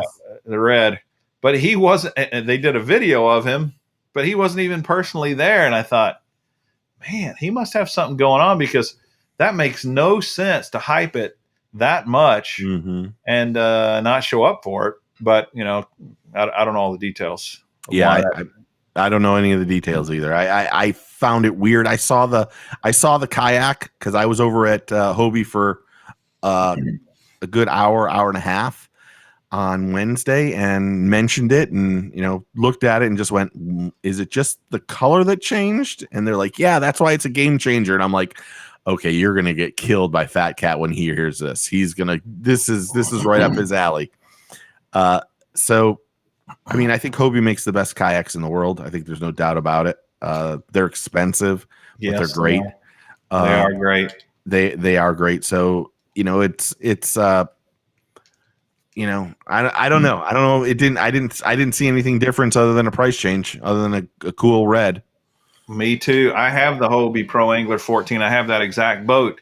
So I was looking closely, and I think there's 3 differences. The color, Iaconelli has his name on it, and there's like some foot pads that have his name in it. I didn't really notice anything else different. Yeah, I didn't notice anything really different either. Hopefully they can sell them. It would be really, it's $200 more than the other one too. It's like $5,200. Yeah, I would love to know how many they sell. That would be a key, because is someone really going to buy a kayak because Mike Iaconelli it's a Mike Iaconelli red on it, and with the shark fin on the front? Well, I think what you got to look at is there is a market. Is a market out there that pays $5,000 for the Hobie Pro Angler. So will they pay an extra $200 to get a red one? They might. They might. I really question whether it would bring new kayak, brand new people in. I doubt that, but who knows? I mean, I don't know either. I do like the red color a lot. But are you willing to pay $200 more for the kayak because it's red over the other colors? Probably not. Yeah. I mean, you could take that $200 and buy a new rod or a reel or something. Yeah. Why not do that instead of spend $200 to make a red kayak? Speaking of rods, Mike Iaconelli has some nice rods. Yeah. Abu Garcia, I think, is his sponsor. Yeah, there's a bunch of new Jordan Lee stuff coming out too. Oh, so is there? That will be really good. I didn't see Jordan out there. Oh, maybe I did see Jordan at the Pier Fishing booth. So he's got a whole bunch of new baits coming out too. They're all that 3D or not 3D. They're that high definition stuff. They look like it's printed on. It's a little bit crazy. Yeah. It's another one of the plethora of new baits they have coming out. They had a lot of new stuff. They had a lot of new stuff. Abu Garcia had some new reels. 13 Fishing had some reels. So one question I got for you about iCast. Okay. What did you do during the week of iCast that upset, pissed off, and alienated more people from you in the industry? I mean, every time you say something completely honestly, you tick someone else off again. So who did you upset this week? You had to have said in a nice way, your product really sucks to somebody. I told someone their product was shit. I will totally okay. admit There you that.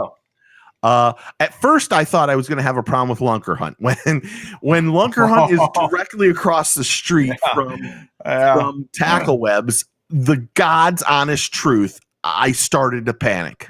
I started to panic. I was like, oh my gosh, the things I said about the spider, and I mean, I didn't even put the one video. I'll be honest. I have one video of their topwater.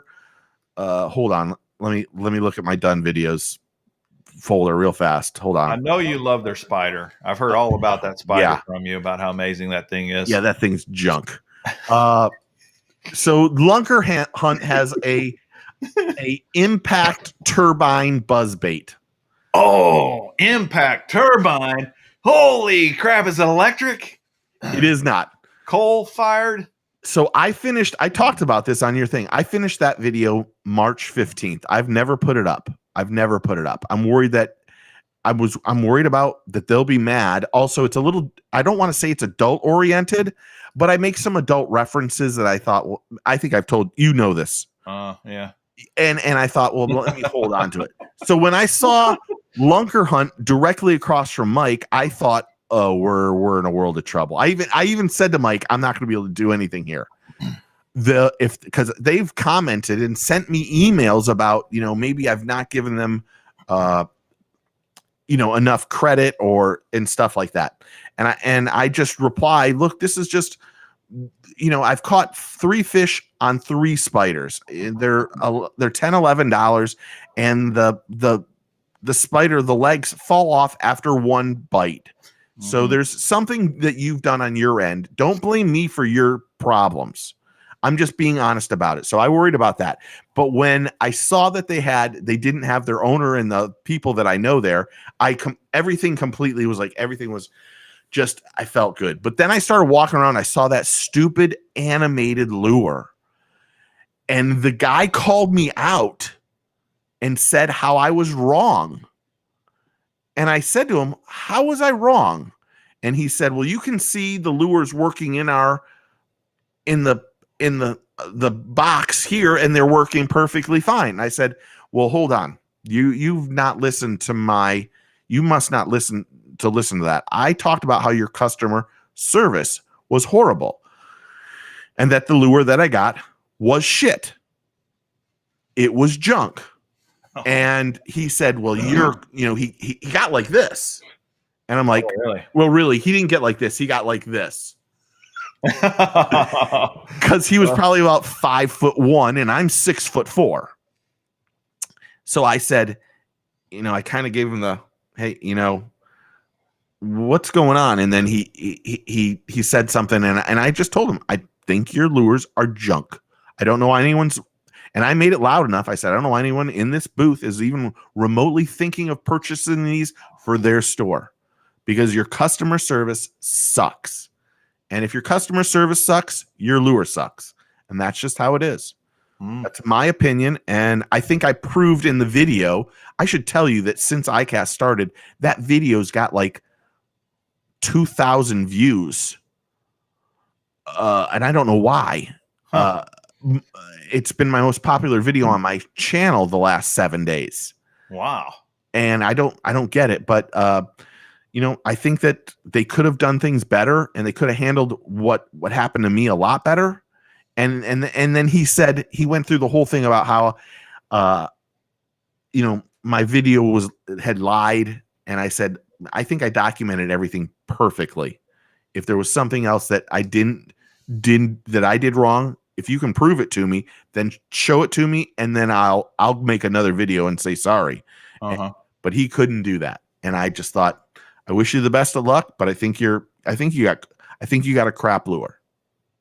And so I kind of left it at that. And then I'll be honest, I was scared to walk around that corner every time I went. and I just thought, I don't want to start an argument with somebody, but at the same time, there's certain things that there's always some sort of gimmicky thing, and I still think that that's a gimmick. That's all. Mm-hmm. I still don't know anyone that's got one that's caught fish, even though they say they catch fish nonstop. Uh-huh. And really, here's my question. I said to it, I said, any real angler is not going to buy a mechanical lure that you have to charge off your phone. It only works for 45 minutes over a chatterbait. And if they do, then good for you. But the little B, frog fur. Yep. Yeah. You're right, man. You were right. Yeah, I think that was the only thing, that and getting yelled at by Karen in the bathroom. That was the only thing that was really negative for me. Okay. Well, that's not as bad as I envisioned. Yeah. I mean, it's hard to be, this, it's hard to be honest on some of these things. Yeah, it is actually. It really is. Well, because here's one thing. If it's a quality issue, like every time I fish with this lure, the hooks break off. Okay, that's one thing. But a lot of it is subjective. Mm-hmm. You may look at something and say that's total crap, and I may look at it and say, I love this thing. What are you talking about? This is amazing. And there's always a little bit of that in any lure or anything you're doing a video on or you're talking about. We've got our own personal preferences and our own personal likes and dislikes that do kind of taint the way we look at things on some levels. So that's part of it, but I think you're pretty fair. You try to be as fair as you can be. Yeah. I mean, I know a little bit more on what goes on in the industry than a lot of this. I know a lot of the behind the scenes. I guess that's the best way to put it. So in the case of the animated lure, or even in Topwater, Johnny mentioned the Googan. I talked to LFG, whatever, Justin, and I said, hey, thank you, and I really expected a you're welcome back. And then if you see the video, there is an awkward pause of me going, thank you. Huh? Yeah, nothing back. Crickets. And so, I don't know how much media those guys do. I think they're great in front of in front of a video camera, and they can edit that down, but maybe they're not used to media people coming up and talking to them. And that might have been some of the issue, or I don't know if it was just, I kind of felt like he was better than me. Really? That's what I left that on that one. Interesting. And you want to know, he probably is better than me, and I don't mind that. That doesn't bother me at all. So one thing I noticed is that the old AFCO kind of stole the clothing show. Oh God, they won everything. They won everything on all their fishing clothes. Yeah. Yeah, they won everything. They had AFCO had a great show. I think Z-Man had a great show. Oh, did they? Oh God, the Z-Man booth was packed. Yeah. So when are you sending me one of those big honking fat chatterbaits and one of those tiny little minis? I have a few. Yeah. I only have. I should say they're all the same color, by the way. I mean, here's a guy that has inside contacts, and he tells them no at the deal. I don't want anything. Jeez. But they sent those to me. Well, let's be honest. Before you got those. Yeah, you knew I had those a month ahead of time. You got a picture of those a month ahead of time. I know it. I was like, and I said, dang. hey, and then I had to wait an entire month before you could say anything. And then I'm like, how long are we gonna have to wait after that to actually get one in my hands? They had Z-Man had a great show. Really had a great show. I think them and Pure Fishing. I mean, there was a time at Pure Fishing you couldn't get in the booth on Wednesday and Thursday.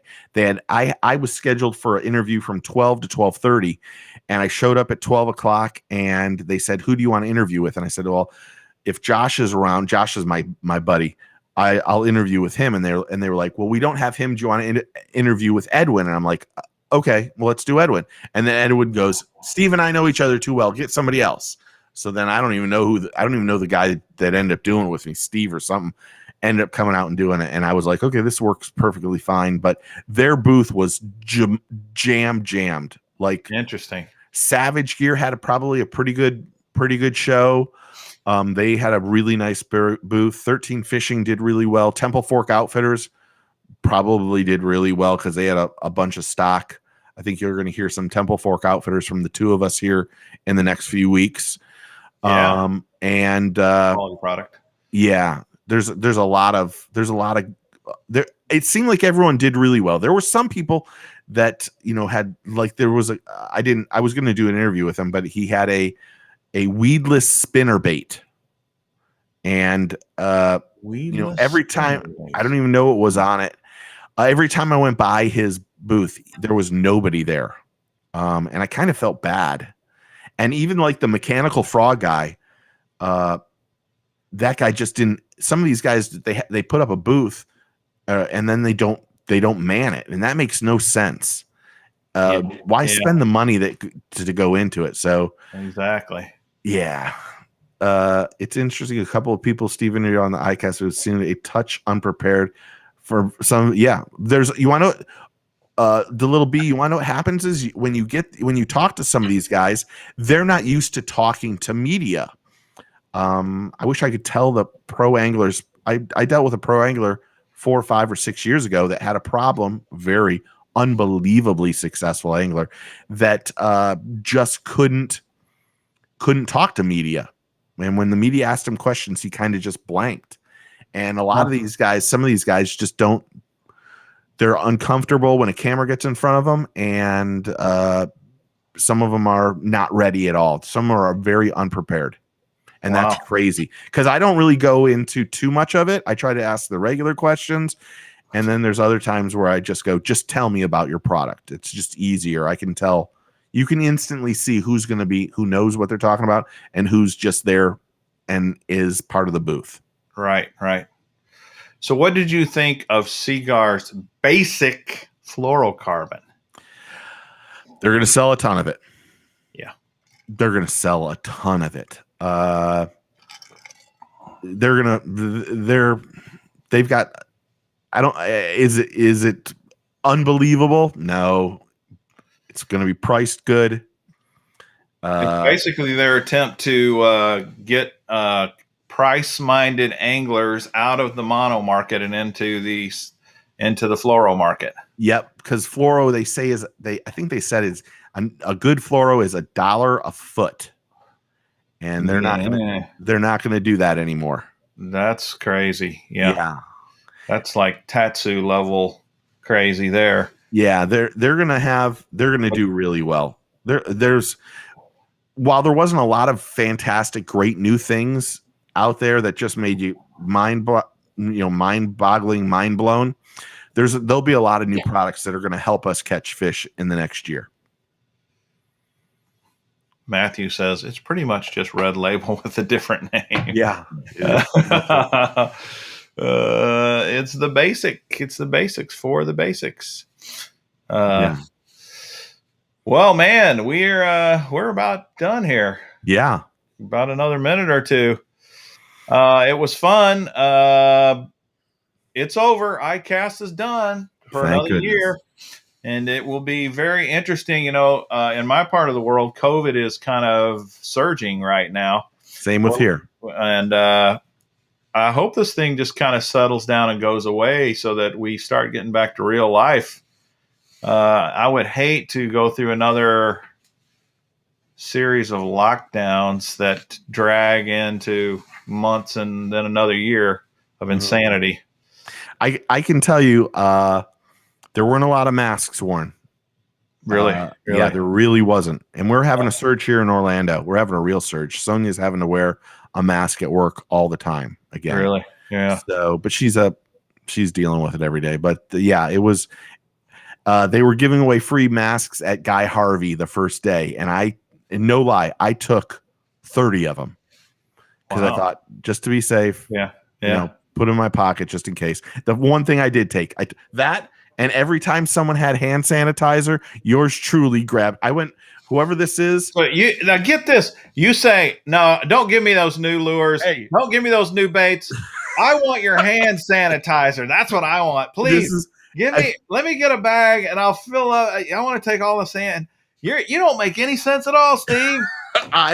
As I put hand sanitizer on right now, I'm not joking. Anyone who had free hand sanitizer, I would say, are those for us? And they go, yeah. This. I don't even know who this is. Welcome to the slow pitch jigging revolution. Hey, slow pitch jigging revolution. At the end of the show, the woman walked by and she says, I have a case. I said, I will take it. Oh, man. This dude won't take a brand new lure, but he'll take a case of, oh my goodness. What are we going to do with you? I got offered reels too, and I'm like, no, I don't want those. No, thank you. Guys, can you believe this? He's offered brand new reels, and he wants hand sanitizer. I took all the hand sanitizer I could get. Oh my goodness! I have a hand phobia. You know this, right? Yes, you did tell me that. Yes, I have a serious hand phobia. Yeah. Well, I can't shake hands. If you're taking a whole case of hand sanitizer, it definitely shows. Oh, man. Yeah, you're not kidding, John. He's killing me too. All right, well, thinking of y'all more. Thanks everybody for joining us tonight. If you want more live, my show's on Sunday night. And by the way, Sean Z, if you're on, I didn't see you on tonight, but I still haven't gotten your address, and you won the Champions Club box last Sunday night. So get in contact with me so I can send it to you, man. Thanks, everybody. Thanks, Steve. It was fun. And Steve, you want to send us home? Remember, take kid fishing. Subscribe to the channels. Give us a thumbs up. Thumbs up. Right on. Hit that thumbs up. And take kid fishing, and we'll see you guys soon. Get your fish on. Goodbye. Later.